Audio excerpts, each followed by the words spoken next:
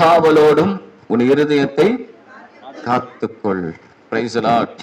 அன்பை நமக்குள்ளே ஊற்றி இருக்கிறார். 61 சங்கீதம் 2ஆம் வசனம் சொல்லுகிறது, என் இருதயம் தொய்யும் போது. பாருங்க, ஸ்தோத்திரம். இந்த நாள் செய்தியினுடைய தலைப்பு என்னவென்று சொன்னால், பிரச்சனை உள்ள இருதயம். சொல்லுங்க பார்க்கலாம். ஸ்தோத்திரம். இன்னைக்கு இருதயமானது தோய்ந்து போகக்கூடிய ஒரு நிலை காணப்படுகிறது.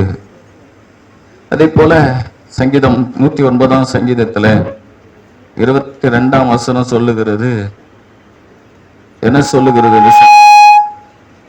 நான் சிறுமையும் எளிமையுமானவன், என் இருதயம் எனக்குள் குத்துண்டு இருக்கிறது. இருதயம் எப்படி இருக்கு?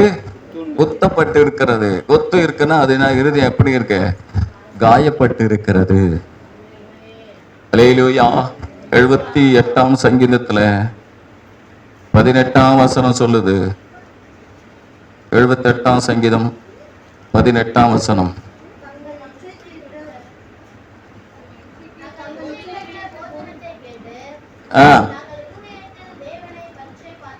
விசுவாசத்துல ஒரு மாற்றம் கட்டாயமா வரும்.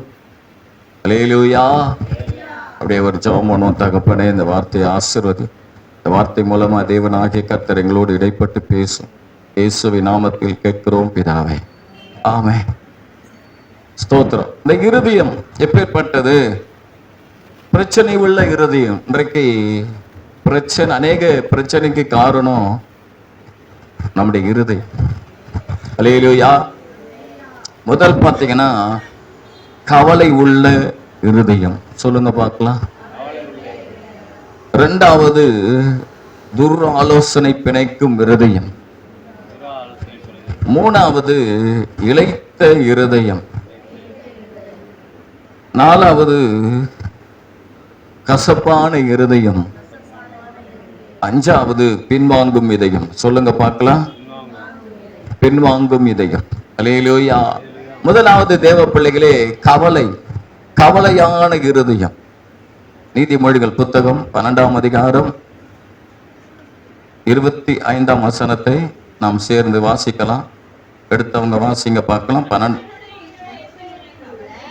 மனுஷனுடைய இருதயத்துள்ள கவலை அதை ஒடுக்கும், நல்வார்த்தையோ அது மகிழ்ச்சி ஆக்கும். மனுஷனுடைய இருதயத்துள்ள கவலை அதை என்ன பண்ணுமா?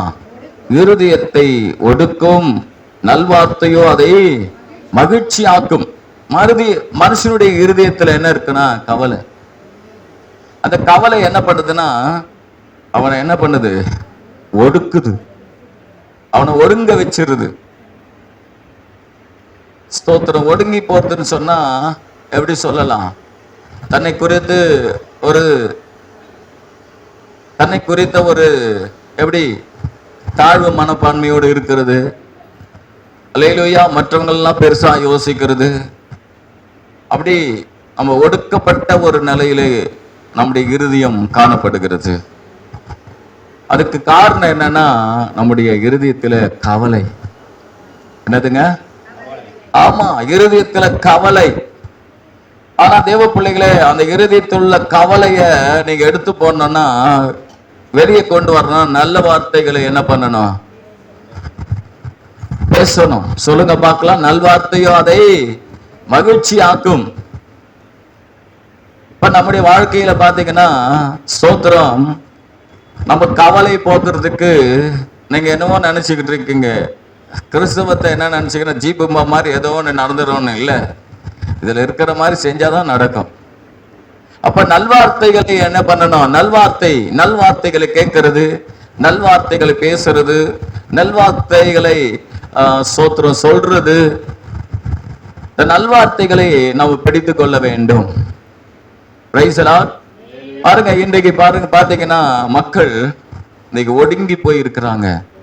ஒடுக்கப்பட்டவங்க சொல்றாங்க இல்லையா? அது போல இன்னைக்கு அநேகர் பாத்தீங்கன்னா அவளுடைய இருதயம் ஒடுங்கி இருக்கிறது. ஒடுங்கினா ஒல்லியா அப்படியே அவங்க இருதயமானது பலவீனப்பட்டு இருக்கிறது. பலவீனமா இருக்கிறாங்க. Praise Lord. அப்படி பலவீனமா இருக்கணும்னு அவசியம் இல்லை.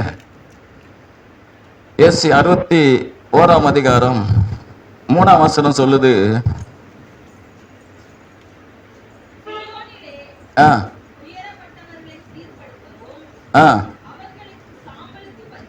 அவர்களுக்கு சாம்பலுக்கு பதிலாக சிங்காரத்தையும் துயரத்துக்கு பதிலாக ஆனந்த தைலத்தையும் ஒடுங்கின ஆவிக்கு பதிலாக துதியின் உடையும். சொல்லுங்க பார்க்கலாம், ஒடுங்கின ஆவி. சொல்லுங்க பார்க்கலாம், ஒடுங்கின ஆவிக்கு பதிலாக துதியின் உடை. அல்லேலூயா. எப்ப பார்த்தாலும் நம்மளை குறிச்சு ஒரு மேன்மையான பார்வை இருக்காது, மேன்மையான எண்ணம் இருக்காது. எப்ப பார்த்தாலும் கவலைப்பட்டு, முகத்தை கவலைப்பட்டு அப்படியே சோக இருதயத்தோடு, அல்லேலூயா, பூமி வானம் விடிஞ்சு உடைஞ்சு அவங்க மேல விழுந்த மாதிரி தான் அப்படியே என் இதயம் யாருக்கு தெரியும், ஒண்ணுமே இருக்காது. பாட்டு பார்த்தேன்னு அப்படி இருக்கும். இருதயம் ஒடுங்கி போயிருக்கு. அப்ப நீ செய்ய வேண்டியது என்ன? என்ன கொடுக்க, என்ன சொல்றாரு? துதியின் ஆடையை பிடிச்சிக்கோ. துதியின் ஆடை இருக்கு. நீங்க யாரு? ராஜரீகமான ஆசாரிய கூட்டம். இந்த ஆசாரியனுக்கு சரீரத்துல என்ன இருக்குன்னா, அந்த ஆசாரிய வஸ்திரத்துக்குள்ள ஒரு ஆடை இருக்கு. என்னன்னா ஒரு பகுதி இருக்கு, அதுதான் ஏபோத். என்ன சொல்லுவாங்க? ஏபோத். Sorry, ephod. அது ஏபோத்து தரிச்சுக்கிட்டாதான் தேவனை நல்லா என்ன பண்ணுவாங்க? துதிப்பாங்க. தாவீது கூட அந்த ஏபோத்தை தரிச்சு கொண்டுதான், ஏபோத்தை தரித்து கொண்டுதான் என்ன பண்ணாரு? துதிச்சாரு. அப்ப நீங்க ஒரு சில நேரங்கள் நம்முடைய வாழ்க்கையில கவலை வந்து ஒடுங்கி போய் நம்முடைய உட்கார்ந்துட்டு இருக்கும் போது உடனே ஸ்டார்ட் பண்ணணும் துதிக்க. சொல்லுங்க பார்க்கலாம், என்ன பண்ணணும்? துதிய ஸ்டார்ட் பண்ணணும். முறுமுறுத்துக்குனே இருக்க கூடாது. துதிய ஸ்டார்ட் பண்ணணும். சொல்லுங்க பார்க்கலாம், இது உனக்கு திட்ட காரியமா? துதின்னு சொல்ற திட்டதான் உனக்கு. மகிழ்ச்சி ஆக்கிக்கோ. கவலைகள்ல கவலையான இருக்கிற இடத்துல ஒருத்தன் கவலையா இருக்கிறான், அங்க போயிட்டு ஐயோ உனக்கு இது நடந்துரும் போல இருக்கு, அல்லேலூயா, உனக்கு ஒன்றும் பிரச்சனை வரும்போது சொல்லக்கூடாது. பிரச்சனை தீரும், பயப்படாதீங்க. நல்வார்த்தை என்ன பண்ணும்? மகிழ்ச்சி ஆக்கிடும். கவலை போக்கோ. ஒடுங்கி போய் அப்ப என்ன சொல்லுவாங்க? அந்த எலும்புருக்கி வியாதி போலதான் நம்முடைய இருதயம் இருக்கு, ஒடுங்கி இருக்கு.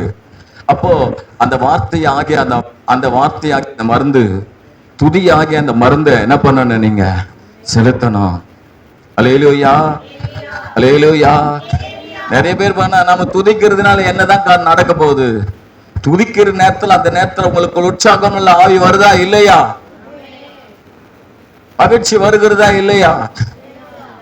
42 சங்கீதம் 9 தாவீது சொல்றாரு, என்ன சொல்றாருன்னா, நான் நாள் முழுதும் என்ன பண்றேன்னா ஒடுக்கப்பட்டு துக்கத்தோடு திரிகிறேன்.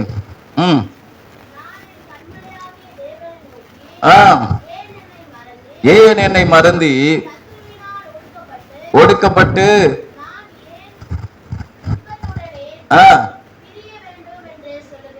ஆமா, நான் சத்துருனால் ஒடுக்கப்பட்டு நான் ஏன் துக்கத்தால் தெரிய வேணும்? ஒடுக்கப்பட்டா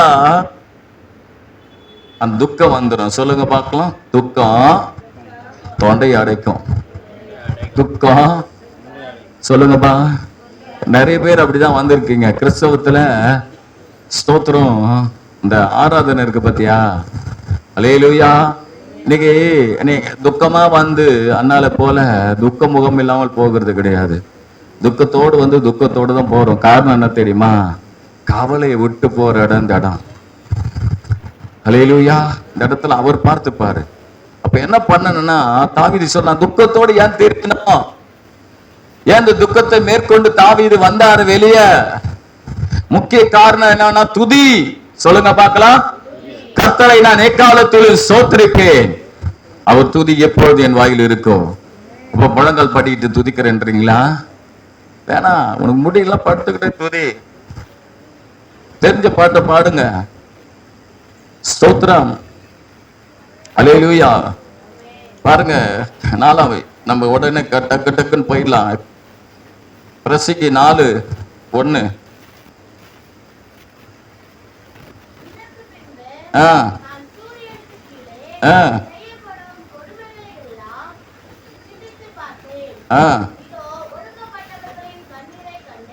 கண்ணீர் சொல்லுங்க பார்க்கலாம். ஒடுக்கப்பட்டா என்ன வரும்? கண்ணீர். சும்மா விட வேண்டாயிடும். சொல்லுங்க பார்க்கலாம். ஐயோப்பா சோத்திர ஆண்டவரே, நீ துக்கப்பட்டு நாள் முழுசும் அப்படியே நடப்பட மாதிரி ரோபோட் மாதிரி சுத்திக்கிட்டே இருக்க வேணாம். எப்படி துக்கத்தோடு ரொம்ப துக்கம் தொண்டை அடிச்சிச்சுன்னா கண்ணீர் வர ஆரம்பிச்சு. என்ன வரும்? கண்ணீர் வரும். ஒரு அல்லேலூயா சொல்லுவோமே. ஆண்டவர் என்ன சொன்னார் 6ஆம் அதிகாரத்துல, மத்தேயு 6ஆம் அதிகாரத்துல 27ஆம் வசனத்தை சொல்றாரு, நீங்க கவலைப்படுறதுனால உங்க சரீர அளவோடு ஒரு முழம் கூட்ட முடியுமா? முடியாதுப்பா. நீ கவலைப்படுறதுனால உன் பிரச்சனை தீருமா? தீராது. அல்லேலூயா. ஆண்டவருடைய கிருபையினால என்னதான் எனக்கு கவலை பிரச்சனை வந்தாலும் அந்த சோறு சாப்பிட்றத நிறுத்தவே மாட்டேன். சாப்பாடு சாப்பிட்றத நிறுத்தவே மாட்டேன். எனக்கு கவலை வந்துடுச்சுன்னா அப்பதான் சாப்பாடு இறங்கினே இருக்கும். சாப்பிட்டா மாதிரியே இருக்காது. கவலை இருக்கும்போது என்ன பண்ண, சாப்பிட்டா மாதிரியே இருக்காது. எங்க வைஃப் சொல்லுவாங்க, ஏங்க இப்பதான் இவ்வளவு சாப்பிட்டீங்களே, என்ன நிறைஞ்ச மாதிரியே இல்லை, போடு.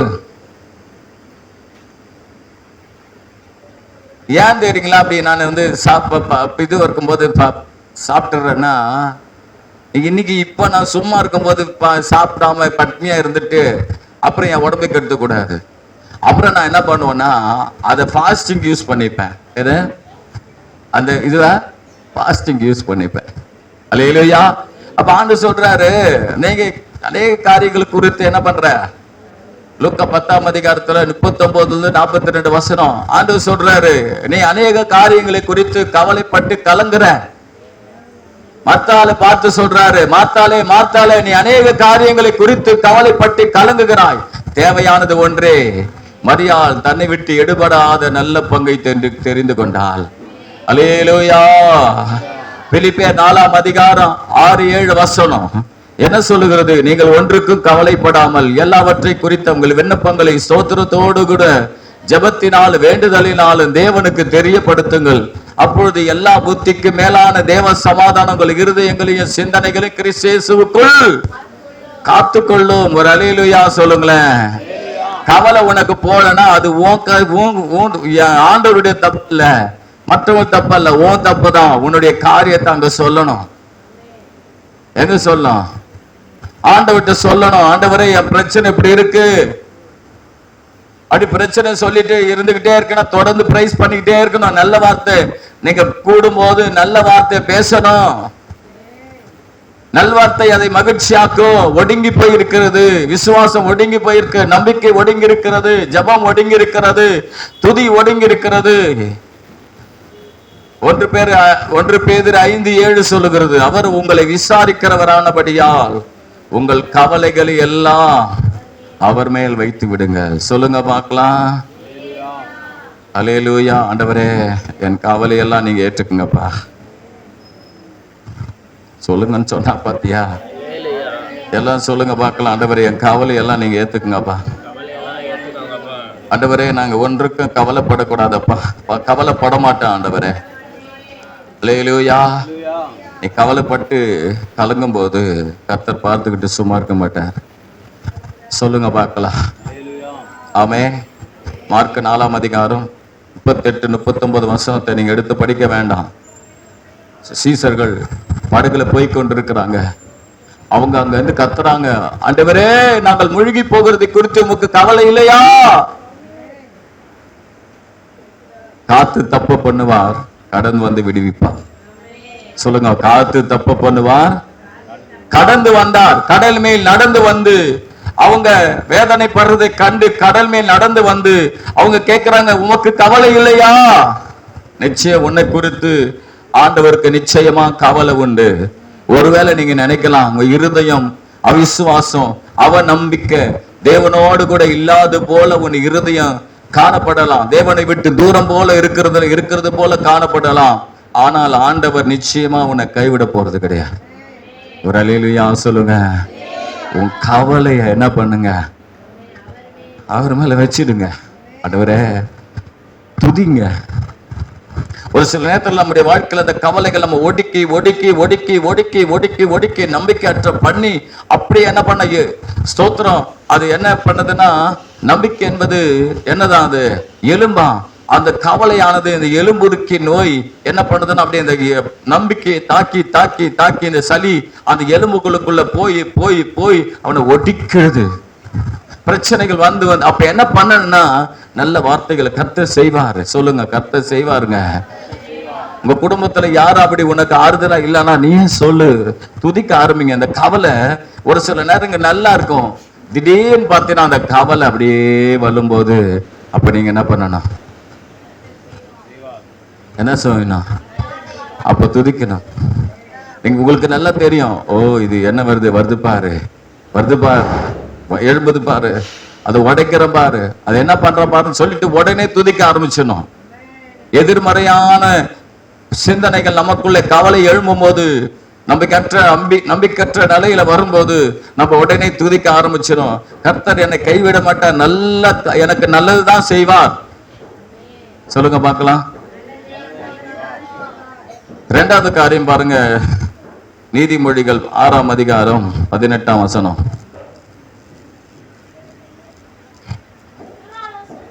துர்ஆலோசனை பிணைக்கும் இருதயம் தீங்கு செய்வதற்கு விரைந்தோடும் கால். பாருங்க, இரண்டாவது பிரச்சனை உள்ள இருதயம் என்னன்னா, துர்ஆலோசனை பிணைக்கும் இருதயம். ஸ்தோத்திரம். தேவ பிள்ளைகளே, இது பார்த்து எல்லாமே நமக்கே சொல்றேன், வெளியே இருக்கிற ஆளுக்கு சொல்ல. துர்ஆலோசனை பிணைக்கும் இருதயம். ஸ்தோத்திரம்.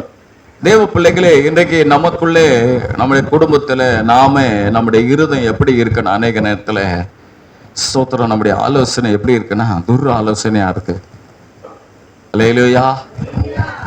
கவலை இருக்கு ஒரு பக்கம், அது இருக்கட்டும், அதை குறித்து உங்களுக்கு சொல்லியாச்சு.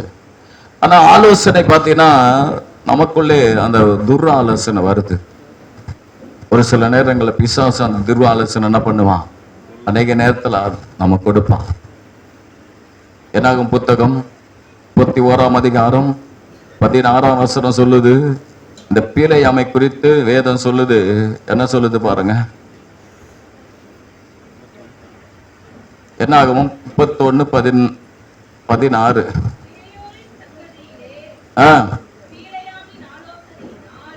பீலையாமின் ஆலோசனையினால் இஸ்ரவேல் புத்திரர் கர்த்தருக்கு விரோதமாய் துரோகம் பண்ண காரணமாய் இருந்தவர்கள் இவர்கள் தானே. அதனால் கர்த்தரின் சபையிலே வாதை நேரிட்டதே. பாருங்க, பீலையாம்னு ஒருத்தன் இருந்தான். அவன் பெரிய தீர்க்கதரிசி தான். ஆனா அவன் இஸ்ரவேல் ஜனங்களை சபிக்க வந்தான். ஆனா சபிக்க முடியல. ஆனா ஒரு துர்ஆலோசனை கொடுத்துட்டு போயிட்டான்.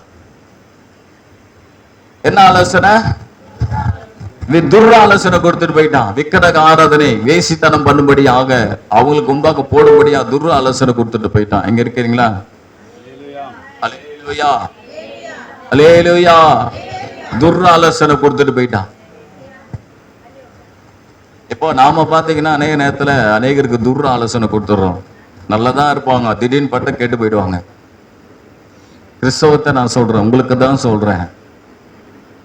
ஒரு சில நேரங்களில் பார்த்தீங்கன்னா நம்ம ஆலோசனை கொடுக்கறது பார்த்தீங்கன்னா தப்பான ஆலோசனை கொடுத்துடுறோம். தப்பான ஆலோசனை கொடுக்குற இருதயம் நமக்கு இருக்கக்கூடாது. சொல்லுங்க பார்க்கலாம். தெரியும், நமக்கு இது தப்புன்னு தெரியும், ஆனா அந்த ஆலோசனை தான் கொடுப்போம். தப்பான ஆலோசனை கொடுக்குற முடிவு வந்து நல்லாவே இருக்காது. அவன் கிறிஸ்தவனா இருந்தாலும், ஊழியக்காரனா இருந்தாலும், அது விசுவாசியா இருந்தாலும், அவன் முடிவு எப்படி இருக்காது? சொல்லுங்க, நல்லா இருக்காது. இப்ப கிறிஸ்தவன் வந்துட்டாலுமே ஒரு நம்பிக்கை நம்மை குறித்து அவங்களுக்கு இருக்கு. என்ன, அவங்க நல்லவங்க. சொல்லு, நல்லவங்க. அல்லேலூயா. சொல்ல மாட்டீங்களே, நல்லவங்க. 8ஆம் வசனம் சொல்லுது, இந்த துர் ஆலோசனை கொடுத்தவன் என்னாகும் 31 ஸ்தோத்திரம். 8ஆம் வசனம் சொல்லுது, துர் ஆலோசனை கொடுத்தவனை பட்டயத்தினாலே கொன்று போட்டாங்க. நான் தவற நினைக்காதீங்க, இது இந்த துர் ஆலோசனை நமக்குள்ள இருக்கிறவர்களையும் நாம மற்றவங்களுக்கு துர் ஆலோசனை கொடுத்துட்டு நம்ம மட்டும் அமைதியா இருக்க முடியுமா? சொல்லுங்க, நல்லா இருக்க முடியுமா? நானும் நல்லா இருக்க முடியுமா? கொந்தளிக்க ஆரம்பிச்சிடும், கப்பா கப்பா கப்பன் கொந்தளிக்க ஆரம்பிச்சிடும். பிழையாம் துர் ஆலோசனை கொடுத்துட்டு போனவன ஆண்டவர் விட்டார், அவனை போட்டார். அல்லேலூயா. துர் ஆலோசனை இது நமக்கு பிரச்சனை கொண்டு வருது. இருதயம் பிரச்சனை உள்ள இருதயமா நம்முடைய இருதயம் இருக்கிறது. 2 சாமுவேல் 15ஆம் அதிகாரம் 31ஆம் வசனம் படிங்க.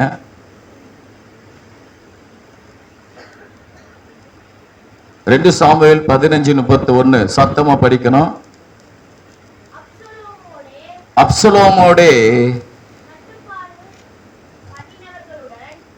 விட்டு விட்டு படிக்கூடாது, சரளமா படிக்கணும். படி.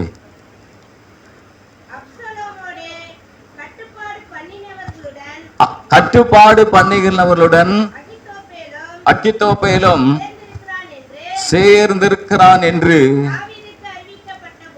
தாவீதுக்கு அறிவிக்கப்பட்ட போது தாவீது, கர்த்தாவே அக்கித்தோப்பேலின் ஆலோசனையை பைத்தியமாக்கி விடுவீராக.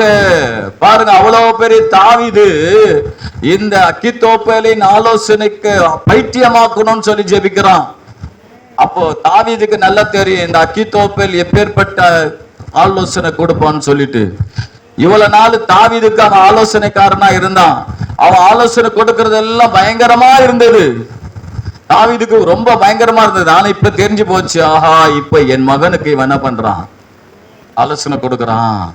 அந்த ஆலோசனை பைத்தியமாகட்ட ஆண்டவரே. அவன் எல்லாம் எந்த ஆலோசனை கொடுத்தான் பாருங்க.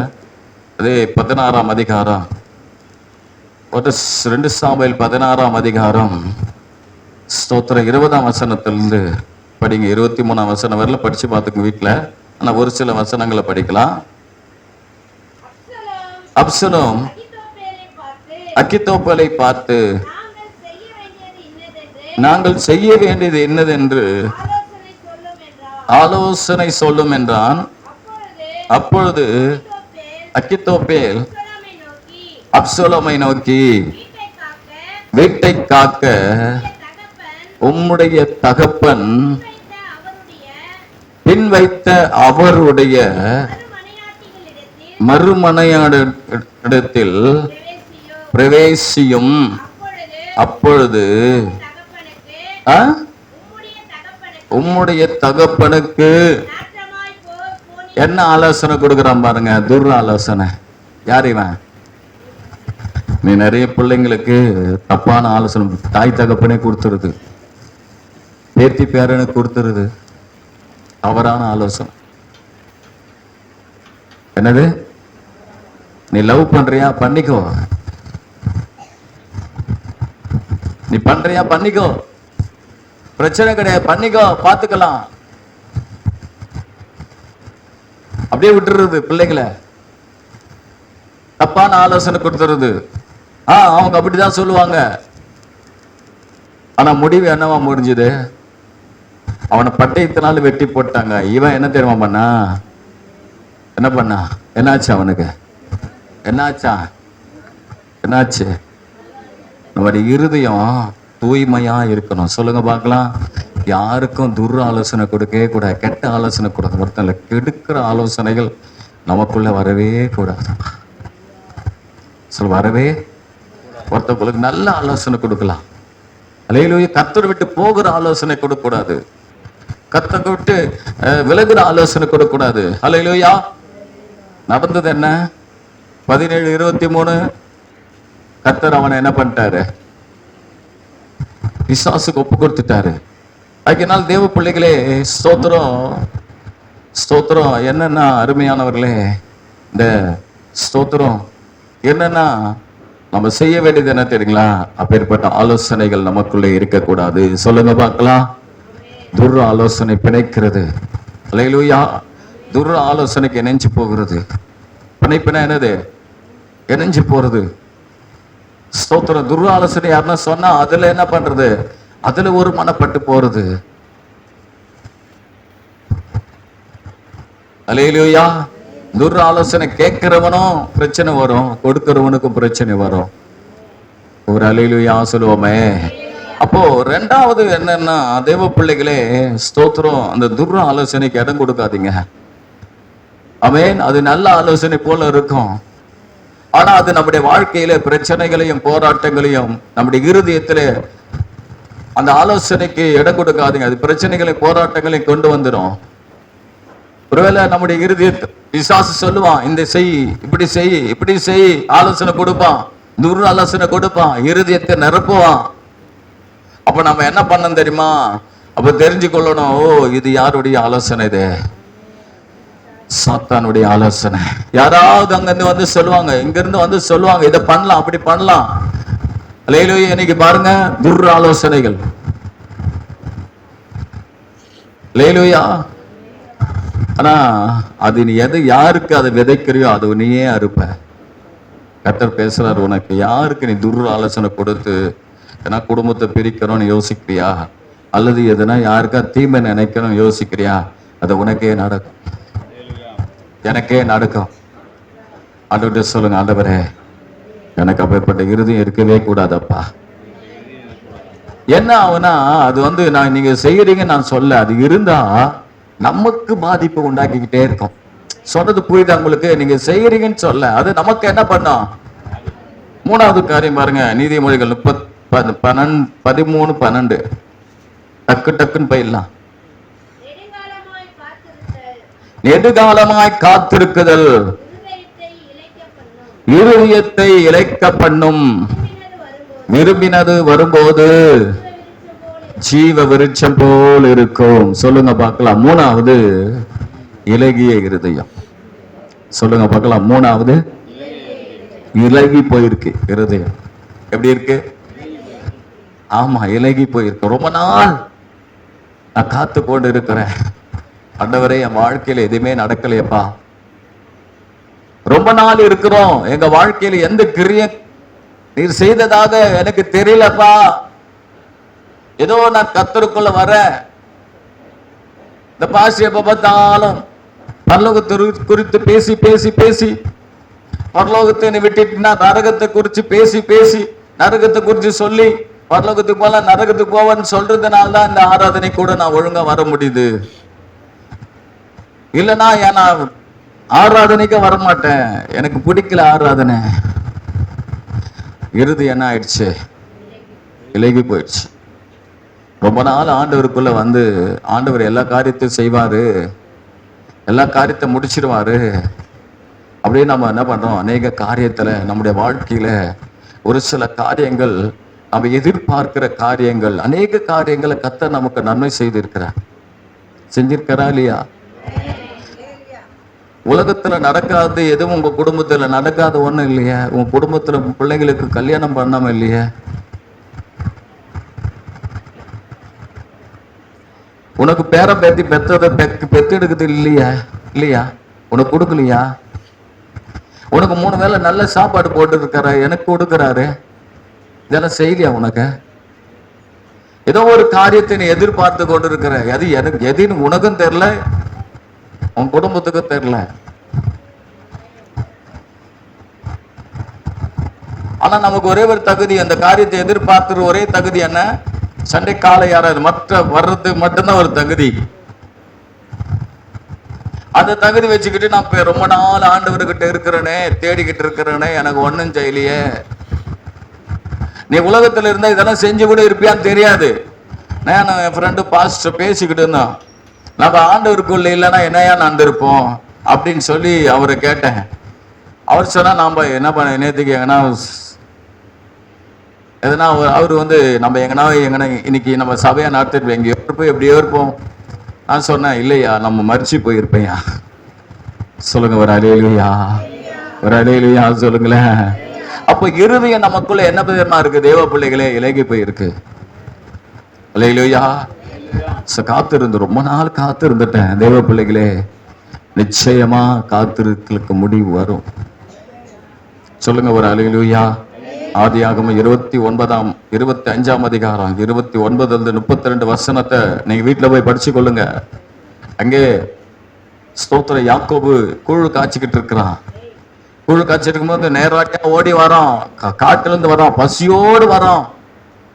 பசியோடு வந்த போது அவன் கேட்கிறான், என்னது, எனக்கு கூழு கொடு, இளைத்திருக்கிறேன். சொல்லுங்க, என்னது, இளைத்திருக்கிறேன். இளைத்திருக்கிறேன் என்று சொன்னாங்க. ஏசாய் என்றால் என்ன அர்த்தம்? இளைத்திருக்கிறேன். இளைப்போடு வருகிறான், இளைச்சி போய் வருகிறான். வேட்டையாடிட்டு இளைத்து போனவன் ஆசீர்வாதத்தை இழந்து போட்டான்.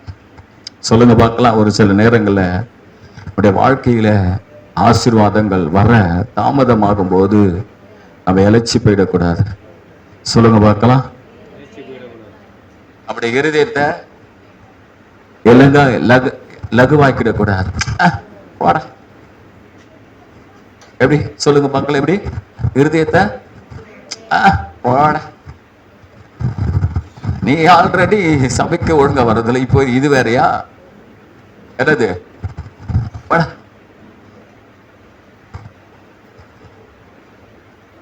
இளைச்சிட்டேன்னா உனக்கு வர வேண்டிய ஆசீர்வாதம் ரெட்டத்தனையா, ஏசாவுக்கு ரெட்டத்தனையான ஆசீர்வாதம் வரணும். அவன் சொல்றான், நீ இளைச்சிருக்கிற, நான் கூழு தரேன், ஆனா நீ என்ன பண்ற? உன்னுடைய ஆசீர்வாதத்தை எனக்கு கொடுத்துரு. உன்னுடைய சேஷ்டபுத்திர பாகத்தை கொடுத்து. சேஷ்டபுத்திர பாகம்னா ரெட்டத்தனையான ஆசீர்வாதம். தகப்பன் எடுத்து எல்லா விதத்துல ரெட்டத்தனையான ஆசீர்வாதம் வரணும். ஒரு அல்லேலூயா, அல்லேலூயா. அப்போ பாத்தீங்கன்னா அந்த எலெக்ஷன் அவன் இருதயம் இலகினால அந்த ஆசீர்வாதத்தையே எடுத்துட்டான். நான் உங்களுக்கு சொல்றேன், தீர்க்க தரிசனமாக எடுத்துக்கொள்ளுங்க அருமையான தேவ பிள்ளைகளே. ஸ்தோத்திரம். நீங்க மாஸ்டர் சொல்றது போல ஏதோ ஒரு தகுதி வேணும்னு கிடையாது. வாழ்க்கையில இவ்வளவு நாள் கர்த்தருக்குள்ள நீங்க இருக்கிறீங்க. தொடர்ந்து ஆண்டவருக்காக பொறுமையோடு காத்திருங்க. அல்லேலூயா. 40ஆம் சங்கீதம் 1ஆம் வசனம் சொல்லுது, கர்த்தருக்காக பொறுமையோடு காத்திருந்தேன், அவர் என்னிடமாய் சாய்ந்து என் கூப்பிடுதலை கேட்டார். உபாகமம் 25ஆம் அதிகாரம் 18ஆம் வசனம் சொல்லுது. உபாகமம் 25:18 சொல்லுது, பின்தண்டியில வந்தவங்கள இளைத்து போயிருந்தாரலாம், அமலேக்கு என்ன பண்ண, அவங்கள வெட்டினானா. தேவ பிள்ளைகளே நல்லா கவனிச்சுங்க. உங்களுடைய இருதயத்தை இளைச்சு போக விடாதீங்க, பலவீனப்படுத்த விடாதீங்க. அல்லேலூயா. இருதயத்தை சோர்ந்து போக விடாதீங்க. அல்லேலூயா. சோர்ந்து போக விடாதீங்க. இளைச்சு போயிட நெடு நாள் காத்திருந்த இதையும் செய்ய மாட்டாரு, எப்படியாவது வாழ்ந்துட்டு போலான்னு இருக்காதீங்க. உங்க கிறிஸ்து வாழ்க்கையை தடுக்காதீங்க. ஜெபத்தை விட்டுறாதீங்க, வேத வாசிப்பை விட்டுறாதீங்க, கர்த்தரை தேர்ந்த விட்டுறாதீங்க, கர்த்தருக்காக நிற்கிறத விட்டுறாதீங்க. அந்த பரிசுத்தத்தை விட்டுறக்கூடாது, இலகி போயிடக்கூடாது. விட்டு கொடுத்து போகிறது கிடையாது. சொல்லுங்க, விட்டு கொடுத்து போக கூடாது. பயத்திறந்து சொல்லு, விட்டு கொடுத்து போக கூடாது. யாருக்கெல்லாம் இந்த வார்த்தை இது புரியுது? அல்லேலூயா. விட்டு கொடுத்து போயிடக்கூடாது. அல்லேலூயா. எபிரேயர் 12ஆம் அதிகாரம் 3ஆம் வசனம் சொல்லுது, ஸ்தோத்திரம், உங்கள் ஆத்துமாக்கள் இளைப்புள்ளவர்களாய் நீங்க என்ன பண்ணாதீங்க. படிங்க பார்க்கலாம்.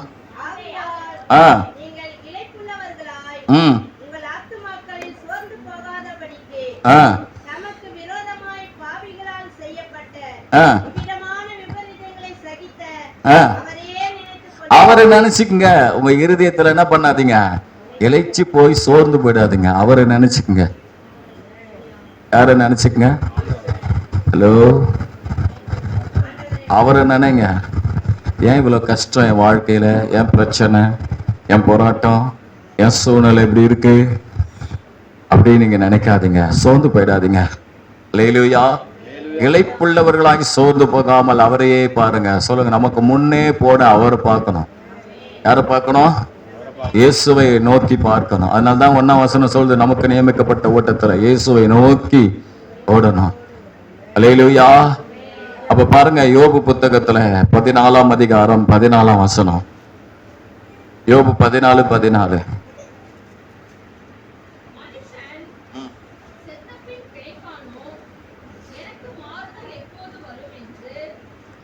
மனுஷன் செத்த பின் பிழைப்பானோ, எனக்கு மாறுதல் எப்போது வரும் என்று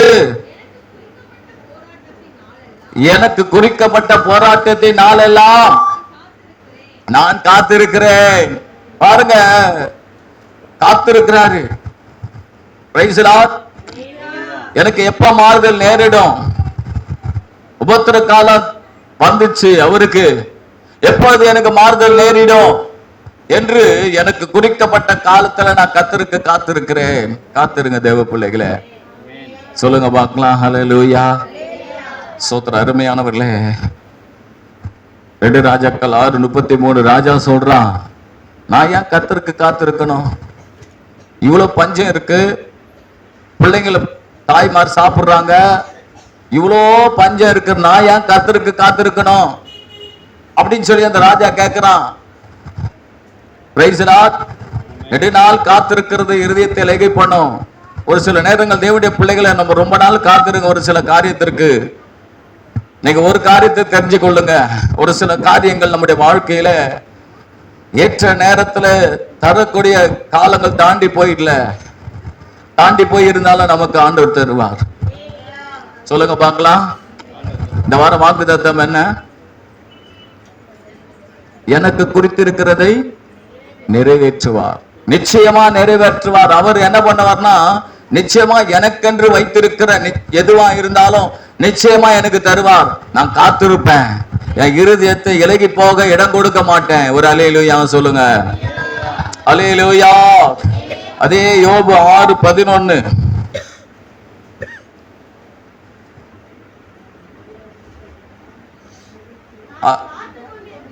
நல்ல கவனிங்க.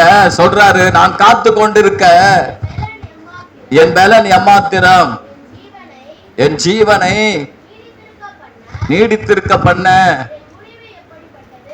என் முடிவு எப்படிப்பட்டது. பாருங்க, யோபு சொல்றாரு, நான் காத்திருக்க என் பலன் எம்மாத்திரம். Price the Lord. ஒருவேளை ஆண்டவரே, இனி என்னால காத்திருக்க முடியாதப்பா அப்படின்னு நினைக்கிறீங்களா? அப்படி இனி என்னால காத்திருக்க முடியாது, என்னை காப்பாத்துங்க ஆண்டவரேன்னு சொல்றீங்கன்னா, நிச்சயமா உங்க வாழ்க்கையில ஒரு அற்புதம் நடக்கும். சொல்லுங்க பார்க்கலாம். ஆண்டவர் கொடுத்த வார்த்தை இது. அல்லேலூயா. ஆமா தேவ பிள்ளைகளே, ரொம்ப நாள் காத்திருந்து இருதயம் இலகி போச்சு, இனி நான் என்ன செய்யறதுனே தெரியல. இல்ல, நீங்க தொடர்ந்து காத்திருங்க. கர்த்தர் உனக்கு உதவி செய்வார். சொல்லுங்க, கர்த்தர் உதவி செய்வார். உன் காத்திருதலுக்கு நிச்சயமா முடிவு வரும். யோபு சொன்னார்ல, என் உபத்திர காலம் எப்போ போகும் நான் காத்திருந்தேன். போச்சா இல்லையா? போலியா? போச்சா இல்லையா? போச்சு தேவ பிள்ளைகளே. உபத்திர காலத்துக்கு ஒரு முடிவை கர்த்தர் கொடுத்தார். தைரியமா இருங்க, இலகி போக விடாதீங்க, இலகி போய் விடாதீங்க. விசுவாசம் நீங்க நடப்பணமா தான் மாறி விடுங்க. இலகி போயிடுச்சுன்னா என்னவா இப்படி இருப்பீங்க? சபைக்கு வருவீங்க, ரோபோட் மாதிரி வருவீங்க, ரோபோட் மாதிரி போயிடுவீங்க, எந்த ஒரு ஆசையும் இருக்காது. ஆனா நீங்க இலகி போக விடாம விட்டீங்கன்னா, வந்தீங்கன்னா சும்மா மனுஷனை போல துள்ளி குதிப்பீங்க. ஆண்டவர் எனக்கு செய்வார். அல்லேலூயா. ஒரு சில வசனங்களை சொல்லி அடுத்த குறிப்பு போலாம். ஏசாயா 64:4 வசனத்தை மாத்திரம் சொல்லி நம்ம கடந்து போலாம். 64:4. தேவனே, உமக்கு காத்திருக்கிறவர்களுக்கு நீ செய்பவைகளை நீரே அல்லாமல் உலக தோற்றம் முதற்கொண்டு ஒருவரும் கேட்டதும் இல்லை, செவியால் உணர்ந்ததும் இல்லை. நல்ல கவனிங்க. உங்களுக்கு செய்ய போறது நீங்க காணாம இருக்கலாம். அல்லேலூயா. உங்களுக்கு செய்ய போறத நீங்க காணாம இருக்கலாம். ஒருவேளை நீ சொப்பனத்தின் மேல நம்பிக்கையா இருக்கலாம், தரிசனத்தின் மேல் நம்பிக்கையா இருக்கலாம், தீர்க்க தரிசனத்தின் மேல் நம்பிக்கையா இருக்கலாம். ஆண்டவரே, எனக்கு இதை நீங்க சொல்லவே இல்லையே, எனக்கு சொப்பனத்துல காட்டினீங்கன்னா செய்வீங்கப்பா. இல்ல, உனக்கு செய்ய போறது ஆண்டு இருக்கு. என்ன பண்ற? காத்திருக்கிறவர்களுக்கு செய்ய போறது அவருக்கு தான் தெரியும். சொல்லுங்க, மறைவான சிருஷ்டி அவரு தான். அவருக்கு தான் தெரியும். அல்லேலூயா. மறைவானது அவருக்குடையது. அல்லேலூயா. மறைவானது அவருக்குடையது. ஆமென். ஏசாயா 49 அதிகாரம் 23ஆம் வசனம் சொல்லுகிறது, ராஜாக்கள் உன்னை வளர்க்கும் தந்தைகளும் அவளுடைய நாயகிகள் உன் கைத்தாய்களுமாய் இருப்பார்கள். தரையிலே முகங்குப்புற விழுந்து உன்னை பணிந்து உன் கால்களில் தோலை நக்குவார்கள். நான் கர்த்தர், எனக்கு காத்திருக்கிறவர்கள் வெட்கப்பட்டு போவதில்லை என்பதை அப்போது அறிந்து கொள்வாய். சொல்லு, நான் கர்த்தர், எனக்கு காத்திருக்கிறவர்கள். ரொம்ப நாள் ஆண்டவருக்காக தான் காத்திருக்கிற, எந்த பிரயாசம் படல, ஆண்டவர் எனக்கு செய்வார். நீங்க விசுவாசிக்கிறீங்களா? ரொம்ப நாள் சோர்ந்து போய் அப்படியே இருக்கிறதா? பயப்படாதீங்க. ஹல்லேலூயா. இருதயத்தில் இருக்கிற அந்த ஸ்தோத்திரம் என்னது? இருதயத்தில் இருக்கிற அந்த இளைப்பை எடுத்து போடுங்க. கர்த்தர் உன்னை எடுத்து போட சொல்றாரு. ஹல்லேலூயா. 27ஆம் சங்கீதம் 14ஆம் வசனம் சொல்லுது, கர்த்தருக்கே காத்திரு, இடமனதாயிருந்து கர்த்தருக்கே காத்திரு. ஹல்லேலூயா, ஹல்லேலூயா. சொல்லுங்க பாக்கலாம், அந்த வசனம் என்ன சொல்லுது? நெடுநாள் காத்திருக்குதல் இருதயத்தை இளைக்க பண்ணுகிற இருதயத்துக்கு இனிப்பான ஒரு செய்தி வரும். ஹல்லேலூயா சொல்லுவோமே. ஹல்லேலூயா. விரும்பினது வரும்போதோ ஜீவ விருட்சம் போல இருக்கும். ஆஹா, ஹல்லேலூயா. அதனால நான் விரும்புறேன் ஒரு பையனை, வரும், அது தீமை, கசப்பு, அது சொல்லலாம். விரும்புற பையனை வம்ப வர வச்சு போறேன், அது சொல்ல. நான் அந்த வம்ப சொல்ல, நீ கர்த்தர்கிட்ட கேட்கறது. ஹல்லேலூயா. இனிமையானது, ஜீவ விருட்சம், பரலோக சம்பந்தமானது. ஜீவ விருட்சம் அவ்வளோ ஆசீர்வாதங்கள் நம்முடைய வாழ்க்கையில.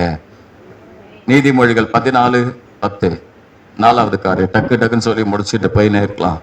14:10, இருதயத்தின் கசப்பு இருதயத்திற்கு தெரியும், அதன் மகிழ்ச்சிக்கு அந்நியன் உடந்தையாகான். சொல்லுங்க. அப்ப இருதயத்தின் கசப்பு இருதயத்துக்கு தெரியும், அதன் மகிழ்ச்சிக்கு அந்நியன் உடந்தையாகான். சொல்லுங்க பார்க்கலாம். இருதயத்தின் கசப்பு, சொல்லுங்க, இருதயத்தின் கசப்பு உங்களுக்கு தான் தெரியும். உங்க இருதயத்தில் இருக்கிற கசப்புக்கு காரணம் யாரு? பக்கத்து விட்டு ஆளுப்பா, இந்த என் மருமகள்ப்பா, என் மருமகன்பா, எங்க மாமியாருப்பா, என் பேர பிள்ளைங்கப்பா, என் மகன்பா, என் மகள், இதெல்லாம் கிடையாது. இல்ல அந்த வீட்டுக்காரங்க, இவனு குண்டு வீட்டுக்காரங்க கிடையாது. இருதயத்தின் கசப்பு இருதயத்துக்கு தெரியும், ஆனா அதனுடைய மகிழ்ச்சிக்கு யார் தான்? நீ தான் காரணம். கசப்பு வர்றதுக்கு காரணம் யாரு? கசப்பு வர காரணம் யாரு? நீதான். மகிழ்ச்சிக்கு வர காரணம் யாரு?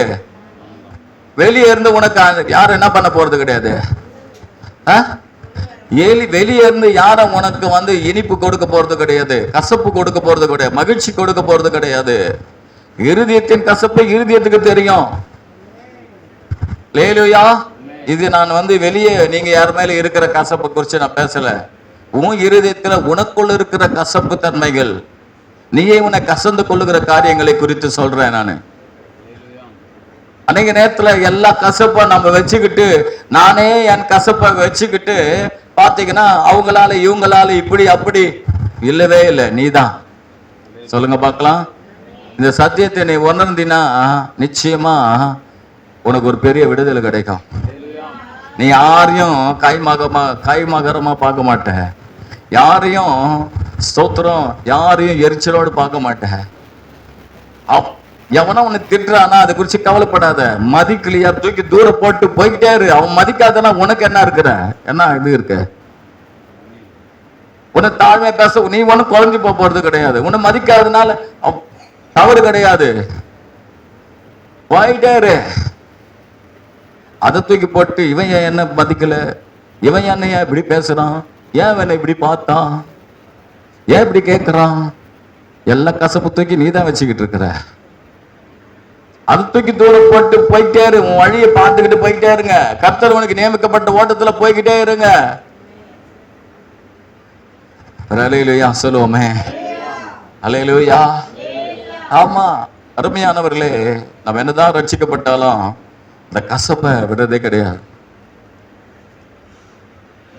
Price the Lord. அல்லேலூயா. அந்த கசப்பு தன்மை நம்மளை விட்டு போகப்படும். பாருங்க, நீங்க மற்றவங்களை குறித்து கசப்பா நீங்க இருந்தா கூட அது அவங்களுக்கு பாதிப்பு கிடையாது, அது உனக்கு தான் பாதிப்பு. நீ மற்றவங்களை குறித்து ஒரு கசப்பா எண்ணத்தோடு இருந்தீங்கன்னா அவங்களுக்கு பாதிப்பே கிடையாது, உனக்கு தான் பாதிப்பு. ஊர்பட்ட பிரஷரு, சுகரு. எனக்கெல்லாம் சுகர் எப்படி வந்தது, பிரஷர் எப்படி வந்தது, நான் தான் காரணம், சும்மா கிடையாது. பாசிங்கிறதுனால வரல, பேய துரத்துனால வரல. எனக்கு சுகர் புகர் எல்லாம் எப்படி வந்தது, எனக்கு சும்மா வரல, நான் பண்ண காரியம். நான் கவலைப்பட்டேன், நான் கஷ்டப்பட்டேன், நான் கசப்ப வச்சுக்கிட்டேன். அவங்க இது செய்யல, இவங்க இது செய்யல, இவங்க இப்படி பண்றாங்க, இவங்க கோவப்படுத்துறாங்க, இது அதனால தான் காரணம். இல்லவே இல்லை. ஒரு அல்லேலூயா சொல்லுங்களேன். அந்நியன் உடந்தையாகான் சொல்லுங்க. என் மகிழ்ச்சிக்கு காரணம் யாருன்னா நான் தான், அந்நியம் கிடையாது, வெளியாளு கிடையாது. வெளியாளு என்ன வந்து மகிழ்ச்சி ஆக்கவே முடியாது, நீங்க தான் உங்களை மகிழ்ச்சி ஆக்கணும். ஒரு சில சின்ன சின்ன காரியங்கள் நம்முடைய வாழ்க்கையில பாத்தீங்கன்னா ஸ்தோத்திரம் எரிச்சல் உண்டாக்குது, கசப்பு உண்டாக்குது. ஒரு ஆளை பார்க்கும் போது கசப்பு உண்டாக்கு. ஏன் பாக்குற, பார்த்தா கூட அன்பா பார்த்துட்டு போய்கிட்டே இரு. ஒரு அல்லேலூயா சொல்லுங்க, ஒரு அல்லேலூயா. ஆமென். ஸ்தோத்திரம். 8ஆம் அதிகாரம் அப்போஸ்தலர் 8:23 சொல்லுகிறது. டக்கு நான் கடந்து போகலாம், நீங்க படிக்க வேணாம். அங்க அந்த மந்திரவாதி குறித்து பேதுரு சொல்றாரு, நீ கசப்பான பீச்சிலும் பாவக்கட்டிலும் இருக்கிறதா நான் பார்க்கிறேன்.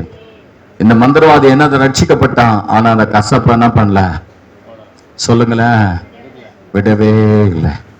கசப்ப விடவே இல்லை. ரட்சிக்கப்பட்டான், ஆனா அந்த கசப்போடு தூரம் கர்த்தருக்குள்ள இருந்தான். தேவ பிள்ளைகளே, நன்றா கவனிச்சு கொள்ளுங்க அருமையானவர்களே. நாம இது நீங்க கசப்பா இருக்கிறீங்களா, உங்களை கடிந்து கொண்டு உங்களை திட்டி உங்களை வெளியே, நான் அது சொல்லல. நம்முடைய மற்ற மேல கசப்போ, நமக்குள்ளே ஒரு சில கசப்புகள் இருக்க, அது நம்மளால சரிப்படுத்த முடியும் நான் சொல்றேன். ஒரு சில கசப்புகளை நீங்க தூக்கி, ஒரு சில காரியங்களை சோத்திரம் தூக்கி நீங்க வெளியே போட்டீங்கனால அந்த கசப்பு மறைஞ்சு போயிடும். ஒரு அல்லேலூயா சொல்லுங்களேன். நீங்க எல்லா காரியத்தையும் மேல மேல மேல மேல மேல தூக்கி வச்சுக்கிட்டு கசப்பை, இவங்க திட்டாங்க, அவங்க திட்டாங்க, இவங்க இப்படி சொல்லிட்டாங்க, அவங்க இப்படி சொல்லிட்டாங்க, அப்படி இப்படி எல்லாத்தையும் தூக்கி போட்டுக்கிட்டே இருந்தீங்கன்னா எல்லா கசப்பும் நமக்குள்ள இருக்கும். ஒரு அல்லேலூயா சொல்லுமே. தூக்கி போட்டுருங்க. அல்லேலூயா ஸ்தோத்திரம். அல்லேலூயா. ரூத்து 1ஆம் அதிகாரம் 20ஆம் வசனம் சொல்லுது. ரூத்து அந்த நகோமி சொல்றாங்க, என்னது, சர்வ வல்லவர் எனக்கு மிகுதியான கசப்பை கட்டளையிட்டார். கசப்பு கொடுத்தது ஆண்டவரா அந்த அம்மாவா சொல்லுங்க. யாரு அந்த அம்மா கசப்பு கொடுத்தது? ஆண்டவரா கொடுத்தாரு? ஆண்டவர் கொடுக்கல, அவன் புருஷன் கொடுத்தான். அந்த அம்மா எடுத்துக்கிட்டாங்க கசப்பு. சொல்லுங்க, கசப்பு யாரு வர வச்சுது? சின்ன சின்ன காரியத்து கூட கசப்பு. எதனா ஒண்ணு சொல்லிட்டா ஒரு கசப்பு. போயிட்டே இருங்க. சொல்லுங்க பார்க்கலாம், அமைதியே போயிட்டே இருங்க. அல்லேலூயா. உன்னை டேமேஜ் பண்ணாத வரல உனக்கு சந்தோஷம் தான். ஒருத்தருடைய வார்த்தை உன்னை டேமேஜ் பண்ணுதான், அதனால ஒண்ணும் கிடையாது. நீங்க அதை கேட்காம போங்க. எத்தனை காரியத்தை ஆண்டவர் சொன்னா கேட்காம போயிட்டு இருக்கீங்க, அது போல அந்த காரியத்தை போயிடுங்க. ஆனா ஆண்டவருடைய காரியத்தை கேளுங்க. ஒரு அல்லேலூயா சொல்லுவோமே. அல்லேலூயா அல்லேலூயா ஸ்தோத்திரம். அல்லேலூயா. அருமையானவர்களே ஸ்தோத்திரம். இந்த கசப்பு நம்முடைய வாழ்க்கையில கடைசி வரல இருக்கக்கூடாது. சொல்லுங்க பார்க்கலாம், சொல்லுங்க பார்க்கலாம். ஏன் சவுலுடைய வாழ்க்கைய பார்த்தீங்கன்னா, அவன் ஒரு நாளும் நிம்மதியா சாப்பிட்டது கிடையாது. நிம்மதியா தன் மகளோடு பேசுனது கிடையாது. நிம்மதியா மனைவியோடு பேசுனது கிடையாது. நிம்மதியா வாழவே இல்லை. காரணம் என்னன்னா கசப்பு. சொல்லுங்க, கசப்பு. என்ன கசப்பு?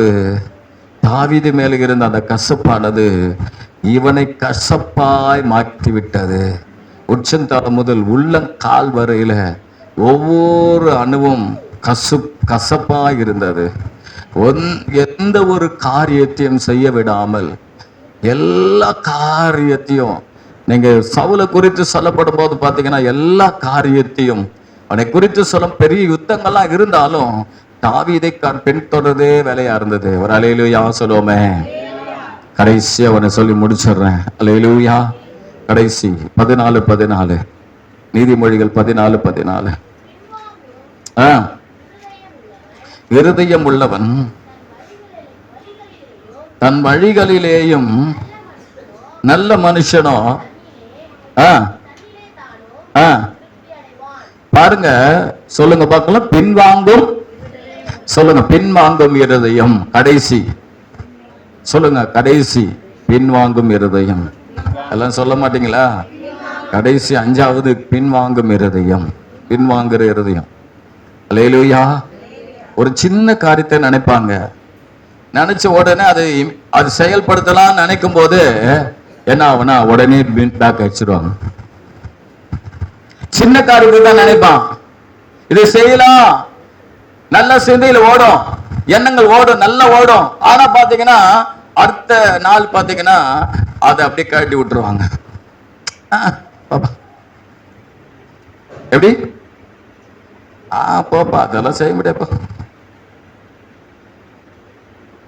நீதிமொழிகள் 30 சொல்லுது, சோத்திரம், அவையாவன மிருகங்களில் சௌரியம் மானதும் ஒன்றுக்கும் பின்னடையாததும் மாகிய சிங்கம். சொல்லுங்க பார்க்கலாம், பின்னடையாத சிங்கம், பின்வாங்காத இருதயம் சிங்கம். சொல்லுங்க பார்க்கலாம், சொல்லுங்க, பின்வாங்காதீங்க. ஒரு சில காரியங்களை நம்முடைய வாழ்க்கையில நல்ல காரியம் செய்யணும்னு ஒரு தீர்மானம் எடுக்கிறீங்களா, அதுல நிலைத்திருங்க. ஒரு சில காரியங்கள் அநேக நேரத்துல பாத்தீங்கன்னா நமக்கு நல்ல காரியம் எழும்புது, நல்ல சிந்தனைகள் எழும்புது, நல்ல காரியம் எல்லாம் செய்யணும் அப்படின்னு யோசிக்கிறோம். ஆனா பாத்தீங்கன்னா அதை விட்டு பின்வாங்கி போயிடுறோம். ஸ்தோத்திரம். லூக்கா 8:13 டக்குன்னு கடந்து போற. பின்வாங்கும் இருதயம் நமக்குள்ள இருக்க கூடாது. 8:13 லூக்கா 8:13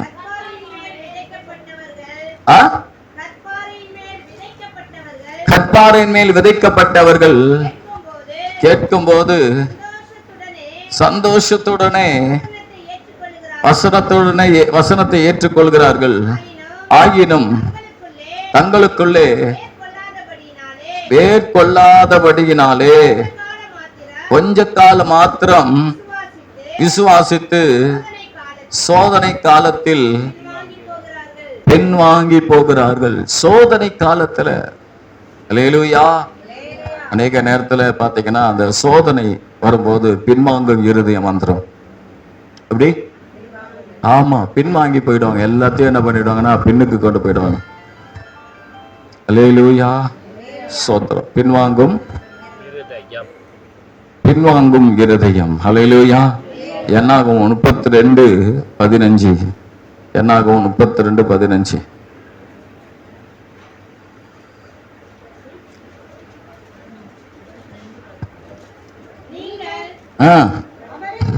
நல்ல கவனிங்க. நீங்கள் அவரை விட்டு பின்வாங்கினால் அவர் இன்னும் அவர்களை வனாந்திரத்தில் இருக்க பண்ணுவார். சொல்லுங்க, பின்வாங்கினா பின்வாங்கி வாங்கி முன்னேறணும்னு சொல்லிட்டு அப்படியே போற ஒரு ஸ்டெப் எடுத்து வைக்கிற முன்னேற்றமான பாதைக்கு.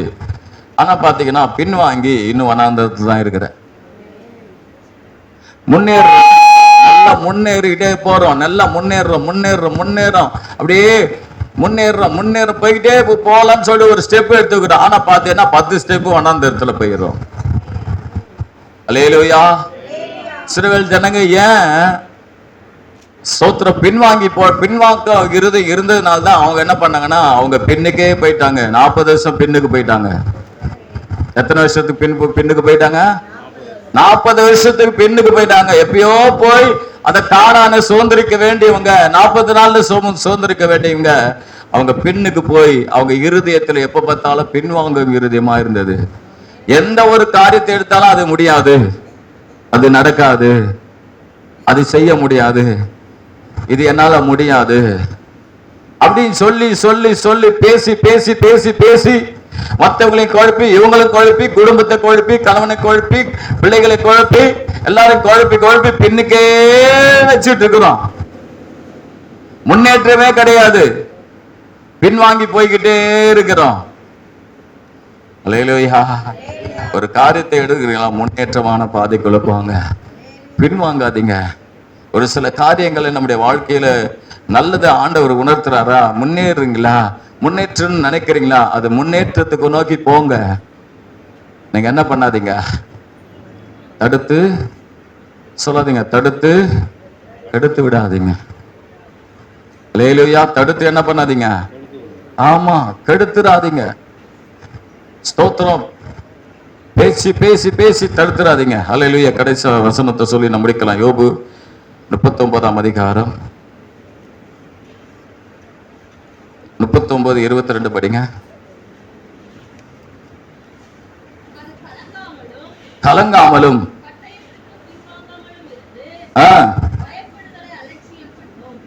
பயப்படுதலை அலட்சியம் பண்ணும். 22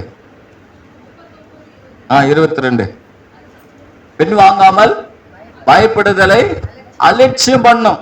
அல்லேலூயா. நீங்க அதை எத்தனை ஆண்டவரே சொல்றாரு, ஆண்டவரே குதிரையை குறிச்சு சொல்றாரு. அது என்ன பண்ணாது, பின்வாங்கவே வேண்டாம். பட்டயத்தை, மின்னுகிற பட்டயத்தை பார்த்துட்டு பின்வாங்காதான், அது ஈட்டியை பார்த்துட்டு பின்வாங்காதான். என்ன பண்ணுமா, அது அப்படியே எதிர்த்து போகுமா. ஒரு அல்லேலூயா சொல்லுவோமே. இதை நான் எப்படி சொல்றதுன்னே தெரியல. ஆனாலும் தெய்வ பிள்ளைகளே, நான் பின்வாங்கும் இருதயத்தை நம்ம இருந்து தயவு செய்து எடுத்து போட்டுருங்க. நீங்க திருப்தி அடைஞ்சிடாதீங்க. ஒரு சில காரியங்கள்ல நம்ம போதும் திருப்தி அடைஞ்சு நம்ம என்ன பண்றோம், பின்வாங்கி போய் கொண்டு இருக்கிறோம். அப்படி இருக்காதீங்க அருமையானவர்களே. அல்லேலூயா. ஸ்தோத்திரம். கர்த்தர் நல்லவர். அல்லேலூயா. கர்த்தர் உங்களை அதிகமா ஆசீர்வதிப்பார். அல்லேலூயா.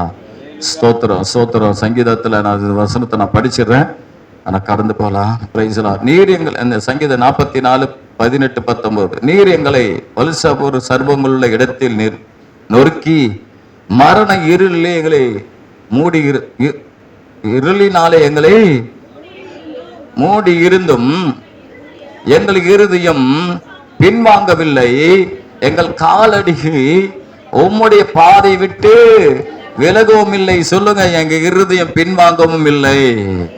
சர்வம் வந்தாலும் இருள் வந்தாலும் எங்க இருதயம் பின்வாங்காது. சொல்லு பார்க்கலாம். கையை தூக்கி சொல்லு, ஆண்டவரே, பிசாசுக்குரிய சர்வம், வலு சர்வம் வந்தாலும் சரி, மரண இருள் வந்தாலும் இருதயம் பின்வாங்காது ஆண்டவரே. சொல்லுங்க ஹல்லேலூயா. நீங்க பின்மாற்றத்தை போறதை குறிச்சு நான் சொல்லல. உங்களுக்கு இருதயங்கள் அநேக காரியத்துல பின்வாங்கி போய்கிட்டே இருக்கீங்க. ஒரு சில காரியங்களை முன்னெடுப்புகள் செய்ய மாட்டீங்க. எல்லாம் பயந்து பயந்து நம்ம இன்னும் அப்படியே என்ன பண்ணி வனாந்திரத்திலேயே இருக்கிறோம். இல்ல, உங்களை செழிப்பான கானானுக்குள்ளே கர்த்தர் கொண்டு போக விரும்புகிறார். ஹல்லேலூயா. கர்த்தர் உங்களை அதிகமா ஆசீர்வதிப்பாராக. சொல்லுங்க பார்க்கலாம். ஃபர்ஸ்ட் கவலை உள்ள இருதயத்தை எடுத்து போட்டுருங்க. சொல்லுங்க பார்க்கலாம். கவலை எடுத்து போட்டு. ரெண்டாவது, துர்ஆலோசனை உள்ள இருதயத்தை எடுத்து போடுங்க. மூணாவது, இலகிய இருதயத்தை எடுத்து போட்டுருங்க. நாலாவது, கசப்பான இருதயத்தை எடுத்து போட்டுருங்க. அஞ்சாவது, பின்வாங்க இருதயத்தை எடுத்து போட்டுருங்க. ஹல்லேலூயா. இதெல்லாம் நம்முடைய வாழ்க்கையில பிரச்சனையை உண்டாக்குற ஒன்று. நம் பிரச்சனை இல்லாம இருதயத்துல நல்ல ஒரு சந்தோஷமாய் சமாதானத்தோடு வாழ தேவன் நமக்கு கிருபை தருவார். கர்த்தர் உங்களை ஆசீர்வதிப்பார். எல்லாரும் எழுந்திருப்போம்.